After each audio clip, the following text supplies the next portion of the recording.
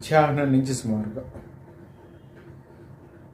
Balochistan liberation army పాకిస్తాన్లో ఒక ట్రైన్ని hijack చేసి వందల సంఖ్యలో, ఆ సంఖ్య ఎంత అనే దాని మీద ఇటు అటు సందేహాలు ఉన్నాయి, కానీ పాసింజర్స్ని కిడ్నాప్ చేయడం ఒక అంతర్జాతీయ అంశంగా మారింది. షూర్, ఖచ్చితంగా ఒక దేశంలో ఒక ట్రైన్ని హైజాక్ చేయడం అంటే it's not a small thing.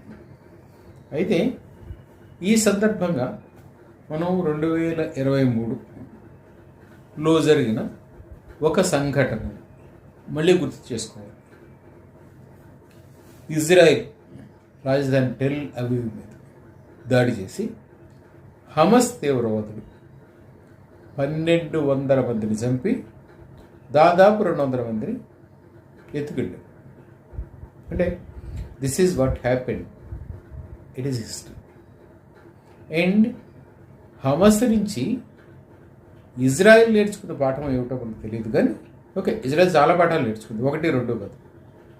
And Hamas నుంచి ఇతర దేశాలలో ఉన్న అసంతృప్తివాదులు అంటారా, తిరుగుబాటువాదులు అంటారా, జాతీయవాదులు అంటారా, వాళ్ళని ఎవరు ఏ పేరుతో పిలిచినా వాళ్ళు కూడా ఒక పాఠం నేర్చుకున్నారు. ఏమిటి అంటే, 100 మందిని కిడ్నాప్ చేయడం ద్వారా ఒక దేశం మొత్తాన్ని తల వంచుకునేలా చెయ్యొచ్చు, తాము చెప్పిన దాన్ని అంగీకరించేలా చెయ్యొచ్చు అని. This is a lesson taught by Hamas. ఎవరు కావాలంటే వాళ్ళు నేర్చుకుంటారు ఈ పాఠాన్ని. ఓకే, తర్వాత వచ్చే పరిణామాలు ఏమిటి, అవి ఎలా ఉంటాయి, దానివల్ల వచ్చే ఇబ్బందులు ఏమిటి, అది సెకండరీ.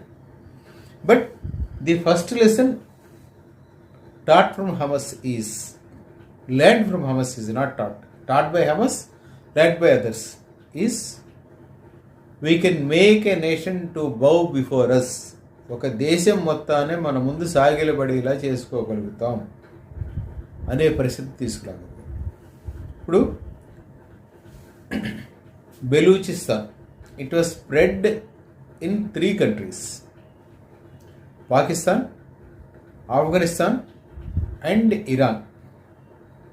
ప్రస్తుతం బెలూచిస్తాన్ లిబరేషన్ ఆర్మీగా పేర్కొంటున్న వాళ్ళు, their activity is confined only in Pakistan majority and a little bit activity in Afghanistan and Iran. ఇరాన్లో చాలా తక్కువ, వాళ్ళ గురించి అసలు